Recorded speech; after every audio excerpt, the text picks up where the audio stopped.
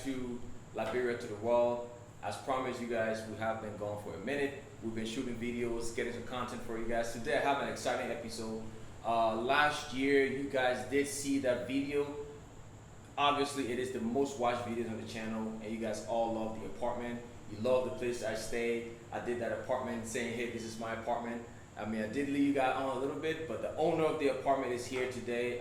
You guys, I think I mentioned him a little bit. I gave his contact to most of you guys who contacted me about it, but today we just kind of want to go a little deeper into what he does, give a little more about his background, and also other business ventures that he's in. His name is Lester Tarr, a Liberian-owned, Liberian entrepreneur, super entrepreneur, because he's into several different things. And I'm excited today to have you on the show, to have you on the channel, so we can go deep into you guys. I'm bringing real knowledge, real value to you guys, my viewers. So let's get right into it, man. Today is Lester here. I have him in the studio. Lester, thank you so much for giving us the time, for being here today. I just kind of want to introduce you to my audience. Most of them know you already, but just tell them a little bit about you and what you do, and we'll dive deeper into other businesses that you do in Liberia. Thank you so much. Thank you for welcoming me on your channel. Again, my name is Lester Tarr, Lester Jenkins. A lot of other my friends call me Jenkins. Some of them know me as Lester. I'm the CEO, owner, founder of the Netco, which is a parent company of all the subsidiaries that we run here. And Mel's Apartment is one of our subsidiaries. And we are involved into real estate, financial services, event rental services, security, transportation. I mean, it's a long range of businesses we are involved into. So it is an opportunity to be on this unique platform to explain, to encourage people, to be a motivation to other people, especially Liberia out there in the diaspora, to make them to know that there is life back here, there are things happening over here in Liberia.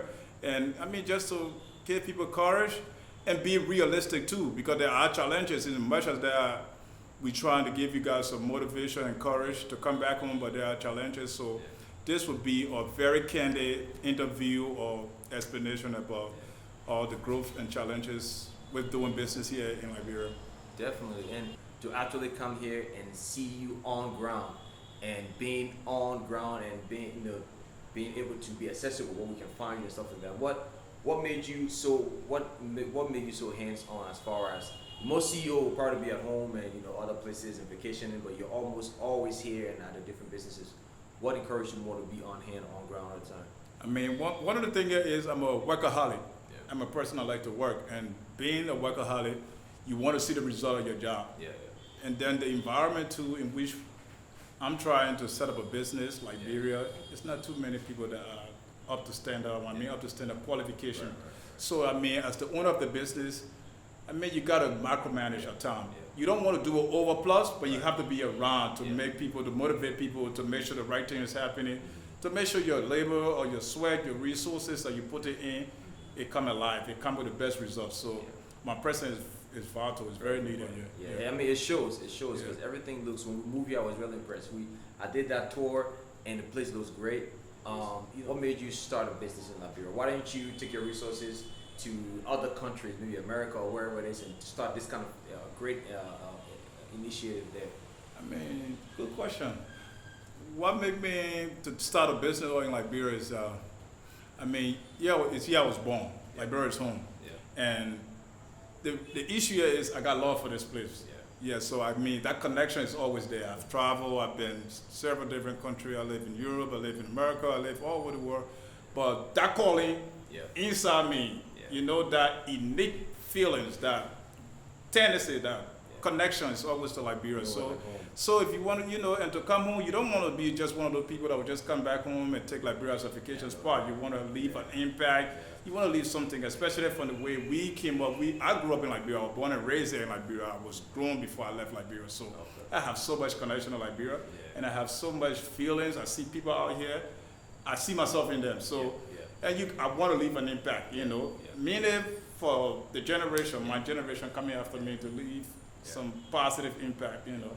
So that's encouragement, seriously, to come back home and do some of these things I'm doing here. Yeah, definitely. And that's great to hear, and especially for a lot of Liberians now, including ourselves who are looking to start business back here.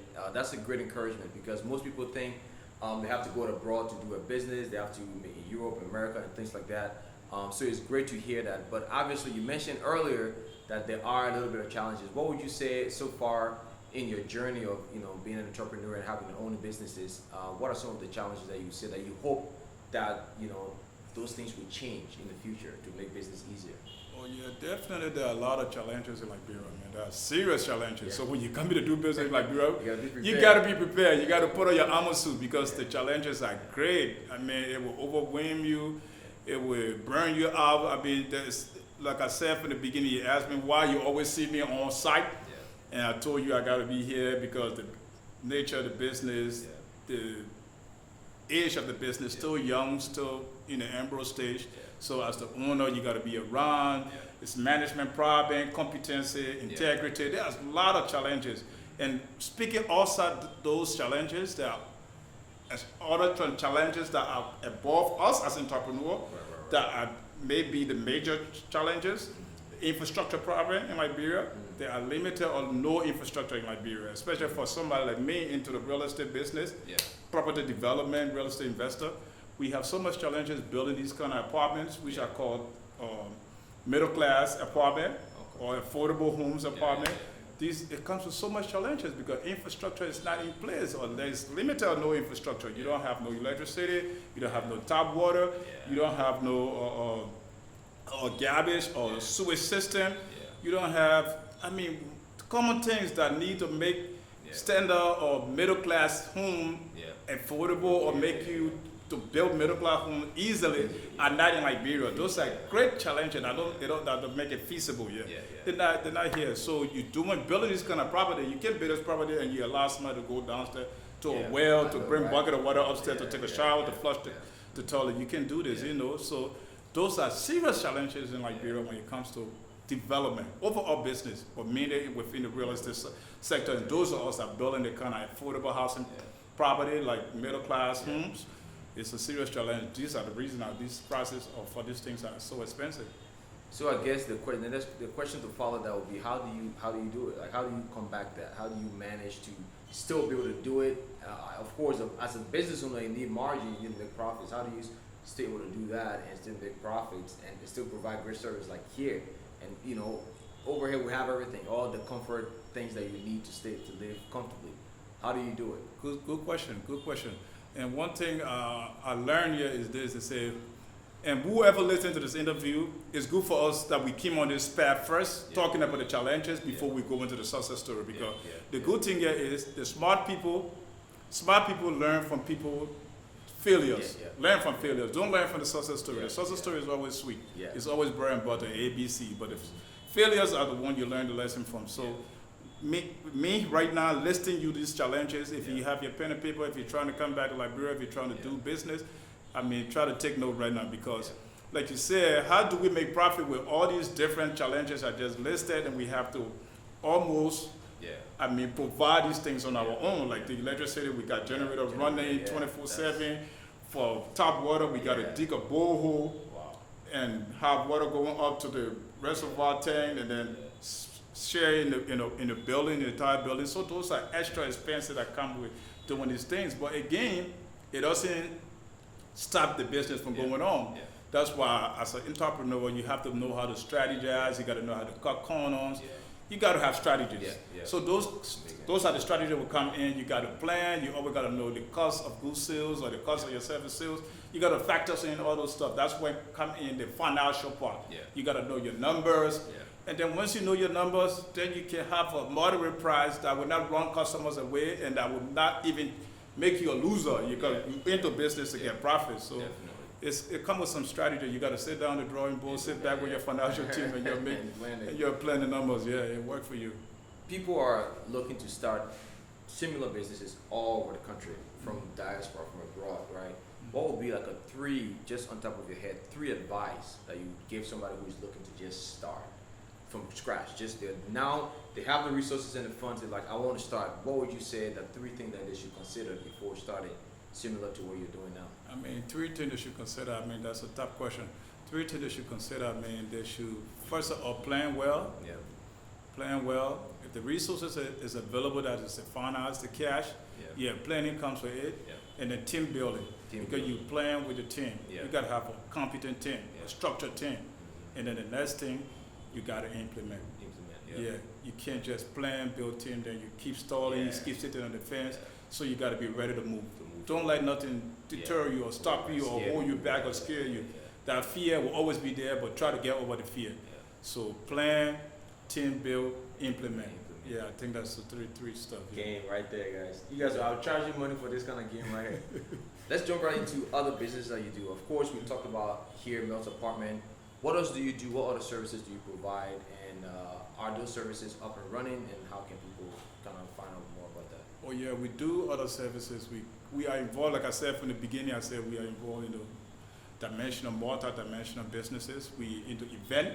That's the Neco Rentals. Okay. That's our mother company, the Neco Rentals. We actually started a couple of years back with the Neco Rental, event rental stuff. We got canopy, chairs, tables, everything for event, the whole 9 years. Tips, channel wear, everything. And those are running right now? Running right now, yeah. We have that company operating right now. That's one of the source of income. That's the mother company, the Neco Rentals. And then we into security. We got security. We'll talk about security, day security, night security, bank security, home security. You know, security is paramount right now in Liberia. A lot of people need security, so we into security too. Then we into aviation security, which is different from the regular security, commercial security we're talking about. Aviation security are those as the security that work the flights. Okay. Yeah, so right now we got a contract with Air France.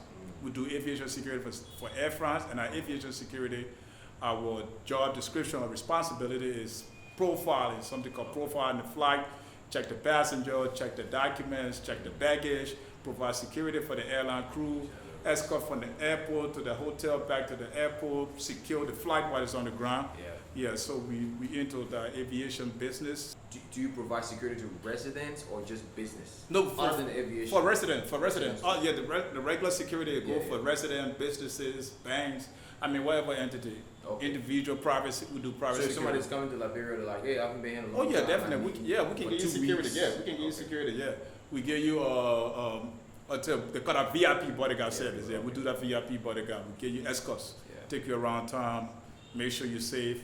We do that. That's one of the services our regular security does. Yeah. And lastly, here, I just really want you to talk a little bit more about what your next steps are. Of course, the business is doing good. I will guess.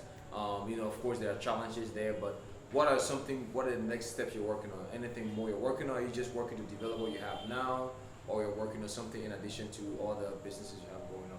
I mean, we have a big project. Our business is big. Our scope of expansion is, we got a wide scope, we got a big scope, we got big dreams. So we got targets.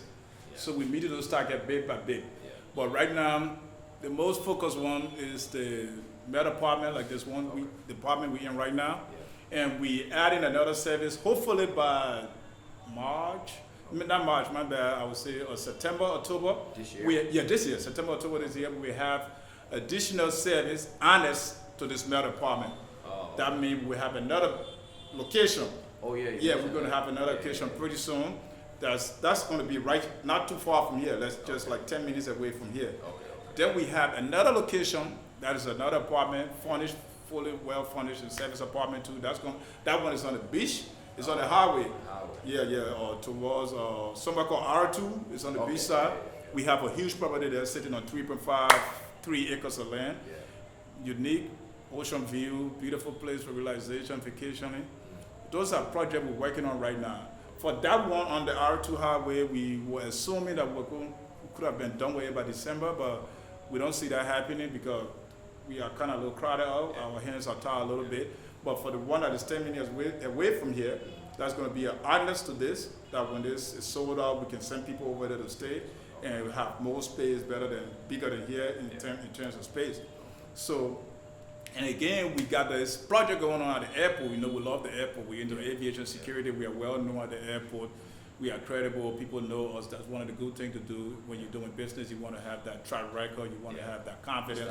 Establish some confidence. So we have that confidence with the Liberia Airport Authority. So we go into another area of business over there. We got something called the concierge service. Okay. That's the VIP. We just use the word VIP, but So it's at the concierge service airport at the itself. airport. You know, right now there's COVID, there's Yeah. too much protocol, there's Yeah. too much Yeah. processes and procedure when people traveling in and out of the Special country. service. So we're trying to fast forward Yeah, people, yeah, put you on yeah, a fast track service, and a fast track service that it would be like we would do everything for For you. you, stuff like Your that. COVID Yeah. results, your school's Everything. COVID test, I mean your immigration, stem in, stem out, all of those kind of things. We fought for I really do think that would be a great service, because one of the things that the challenges, especially traveling, we've traveled back and forth a few times, are exactly what you mentioned. Just the peace of mind. You have to go through that. You know, of course, the airport's expanding and stuff like that, but it's not that big. And when everybody come out at the same time to get through all of those protocol, it gets frustrating. Especially if you've been on a long flight for like 10 hours Definitely. or through different countries. That would be a great value. And it's in other countries. You know, you have Definitely, Delta and all these places have the VIP lounge. You sit there and Definitely. get services. So I think that's really amazing. Definitely, that would be perfect. That would be really perfect, because so many people need that, man. Especially after all that long hours flights, transiting, sitting for hours. When you learn here, you want to just be home. Yeah. Then you go get stuck to the airport again for hours, Yeah. going through all those protocols. I mean, it's just not fair for passengers or for customers. So we're trying to, ease the stress, create that opportunity for them, that convenience, I would say, and make it fast forward for them. So that's one of the services we're going to provide. We're going to be providing at the airport. Yeah. Another service we're trying to, I didn't mention one of our services. I just said financial, but we're into a financial service, and our financial service is huge. It's big, and thinking about it, we're going to have that extension of our financial service over at the airport. We have the financial service downstairs here, and that is like a cash checking place. You can go there, do Western Union, MoneyGram, Nobel, Ria, Orange Money, Boba Money. You can do cashless transaction in there, everything cashless. And then one of the biggest dream of that financial service is our small savings and loan business. That is so vital, that is so important for the informal business, for the informal sector. For those small people that don't have access to cash, because that's one of the major challenges that all entrepreneurs to start up the business. People do not have cash, so we're trying to see how we can work with those with the informal sector actually to build capacity, to empower, to create empowerment through that small savings and loan. But we have a strategy, we have a plan how to do that. We're working on it, we're planning on it. I mean, we go in with the government to the permits and all the different lessons through the central bank, and we almost there. We almost got them. We perfect. That means are those hard to get? Or it's not that difficult. I mean, the process is kind of a little slow, but the bureaucracy is tight. But I mean, once you meet the criteria, you'll be qualified. You get it, and that's where we are. We're almost there. We're almost getting the criteria.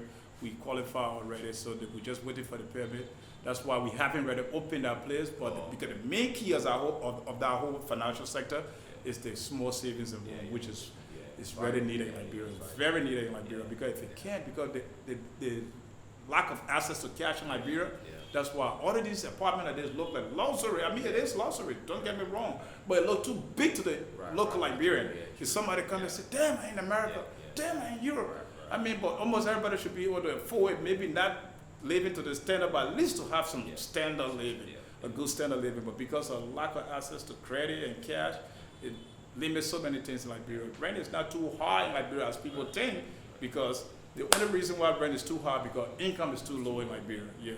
If we were looking at like this kind of apartment, these middle home apartment we're building here, it's just for people like you guys, diaspora and Liberian, expatriate. Those are the people our markets. Those are the people we target, because those are the people that can come here and afford. But the local Liberians, man, they can't afford, because it costs us too much to build these structures, and so we can't. And compared to the income, they won't be able to afford. So we see the challenge right there. So now what we're trying to do now, we're trying to come in and see if we can help solve the problem. And to solve that problem, we know one of the major reasons here is lack of access to credit and cash. It's too much cash around. That's what runs the country. That's what runs the United States is credit and cash and small businesses. Small businesses, that really runs the country. So that's Thank you for all of that knowledge, Lester. One thing I want to say from my audience, a lot of them are thinking about coming back home, starting a business. Would you recommend American Liberians in the diaspora to come home to start a business, and why?